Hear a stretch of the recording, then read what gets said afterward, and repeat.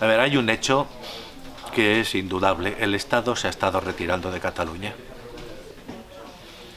Y llevamos toda una serie de años que el Estado se ha ido retirando y además de forma pactada. ¿Ah? A cambio de un apoyo a los presupuestos o una investidura, unos otros, pues me voy retirando. Si te vas retirando y se va retirando el Estado, ¿a quién le puede sorprender que no quede ahí un vacío, sino que lo ocupe quien lo ocupa? Entonces, planteémonos eso. Planteémonos eso. Si mañana el señor Casado necesita los votos nacionalistas para una investidura, va a renunciar a ellos. Por lo tanto, yo ahí soy muy humilde. El problema para mí de la escuela catalana no es catalán sí, castellano no. Es decir, el problema es que acaban sin saber ni catalán ni castellano. Ojalá salieran hablando un catalán excelente, ¿no? Pero te estás encontrando con unos niveles de fracaso escolar bastante elevados. Ahí las situaciones son muy complejas y además conviene matizar mucho con cuestiones políticamente delicadas, porque tanto en Cataluña como en el País Vasco se está dando un fenómeno muy curioso. Y es que a pesar de todos los procesos de inmersión, todo el dinero que se lleva gastando, etcétera, etcétera, el castellano no solamente resiste, sino que parece que va en aumento. Entonces, analicemos eso despacio. A mí lo que me gustaría, te digo, lo que me gustaría es que me dijera el señor Casado, si mañana necesita los votos del nacionalismo catalán para una sesión de investidura, los va a aceptar a cambio, porque siempre será a cambio de algo, o no. Yo no sé si es cierto que Andreotti, el político de la Democracia Cristiana italiana, dijo aquello de manca finezza, es decir, falta finura, falta cuidado. Pero lo dijeron, no, es cierto. Creo que hacemos una política de bulldozers, cuando necesitaríamos una política de bisturís. Y me voy a explicar lo que quiero decir. En España tenemos comunidades autónomas que lo están haciendo comparativamente con la OCDE muy bien. Castilla y León lo está haciendo muy bien. Y además tiene unas prácticas de repetición, tengo unos hábitos, tengo unas cosas que, bueno, como mínimo merecerían ser estudiadas, como mínimo. En Euskadi el abandono escolar es de los más bajos de Europa. La FP es extraordinaria. Bueno, pues cuando se habla de políticas educativas, en el caso de la LOMLOE, nuestros políticos han viajado a Portugal. ¿Qué demonios que Portugal, que además tiene una historia compleja? ¿Qué te va a enseñar Portugal que no te puede enseñar Castilla y León? ¿Qué te va a enseñar? Yo siempre digo, es decir, hemos tenido, mientras aquí estábamos hablando de Finlandia como el paraíso, en Soria tenían resultados superiores a Finlandia. Bueno, si nadie viajaba a Soria y todo el mundo se apuntaba, yo entiendo que para un político puede no ser muy glamuroso decir voy a Soria a aprender, pero es que lo estaban haciendo mejor que Finlandia. Como mínimo merecían un reconocimiento, como mínimo. Alguien tendría que haber dicho, los de Soria lo estáis haciendo no bien, lo estáis haciendo excelentemente, ¿no? Me parece que es más, sin que se lo hayan propuesto, no creo en la mala fe, creo que la gente del Ministerio de Educación quiere hacerlo bien y quiere lo mejor para España. No se me ocurre pensar otra cosa, estoy convencido. A ver, reivindiquemos el papel de los docentes, porque los docentes no son seres que se despiertan por la mañana pensando a ver cómo pueden amargar a los niños y cómo pueden conseguir que repitan más alumnos. Los docentes son, pues como los periodistas, son gente que quiere hacerlo bien. Tendrá más o menos recursos materiales e intelectuales, pero quiere hacerlo bien.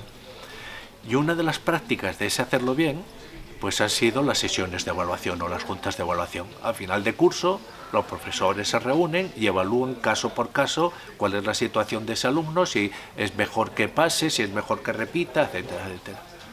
Cuando yo trabajaba en la secundaria, pues las sesiones, yo recuerdo perfectamente en bachillerato, las juntas de evaluaciones con muchísima frecuencia decidía que este alumno que había suspendido con una, con dos o incluso con tres podía pasar. ¿Por qué? Pues porque valoras la situación de ese alumno.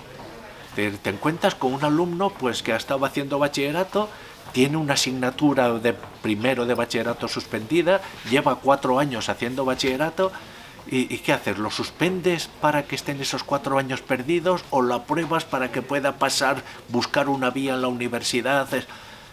Pues normalmente la gente sensata lo valora. Ahora la diferencia está en que el ministerio en la práctica ha retirado su confianza de las juntas de evaluación y les dice a los alumnos: vais a superar con una. Con lo cual en la práctica les estás diciendo: puedes dejar abandonada una y hacer una asignatura menos, porque vas a aprobar, ¿no? Eso me parece que es un retroceso notable, es decir, la pérdida de confianza en la junta de evaluación que la existía. Con respecto a los currículos que me comentabas, aquí pasa una cosa muy divertida. Tenemos un Ministerio de Educación sin competencias que está intentando sacar pecho aparentando que tiene competencias. No las tiene.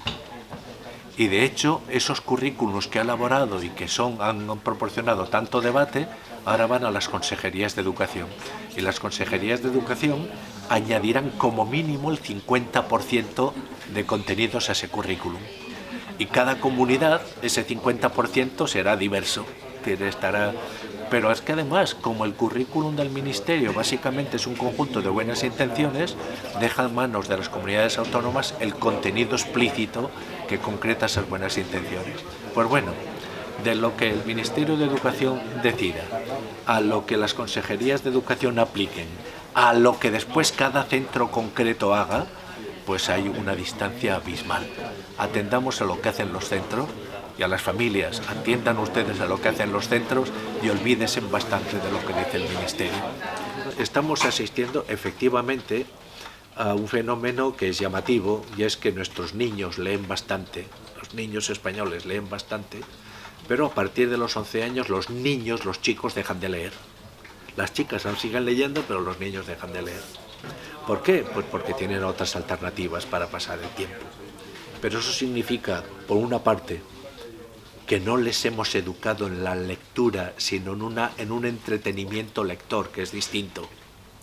Si les educamos si les planteamos solo la literatura como un entretenimiento, pues entonces hacen muy bien en cada momento de elegir lo que les entretenga más. Estoy pensando pues en los juegos, cosas así. Hacen muy bien, es decir, si de lo que se trata es de entretenerse, decirles: mira qué divertido, ya verás este libro qué divertido es. Si de lo que se trata es de ser divertido, pues cada uno buscará lo que lo divierta más. Y punto. Por otra parte, que esa crisis lectora se esté produciendo en los niños, a mi modo de ver, tiene está en una relación muy estrecha con el tipo de modelos que les presentamos a los niños. Es decir, a mí me parece, yo me identificaba muchísimo mejor, pues qué sé yo, con Huckleberry Finn, que con algunos de estos modelos beatos que tienen, como me decía mi nieto una vez, me decía: tenemos que leer este libro. Decía de la escuela, se refería, decía: ¿y de qué trata? Pues ya sabes, abuelo, de lo de siempre, las mujeres, ecología, la paz. Cuando eso lo convertimos en una especie de vulgata de lo imprescindible, pues acabas olvidando que la literatura y las buenas intenciones no tienen por qué estar unidas. La literatura tiene otra misión, y es una reflexión sobre el propio concepto de narración, es decir, cultivar una mente narrativa, descubrir lo que se puede hacer con palabras, las secuencias, etcétera, etcétera, es otra cosa. Bueno, pues si resulta que ¿quién se atreve hoy a darle a su hijo una novela de Huckleberry Finn en la cual los niños fuman cuando tienen 8 años, ¿no? Dice eso, por favor, se escandalizaría. Es decir, estamos cada vez más con unos modelos buenistas que a los niños les aburren. A mí también me aburriría. A mí también. Entonces, tiene esos otros modelos más activos y, si quieres, más impresentables moralmente, pero con los que te puedes identificar, te los encuentras en los videojuegos.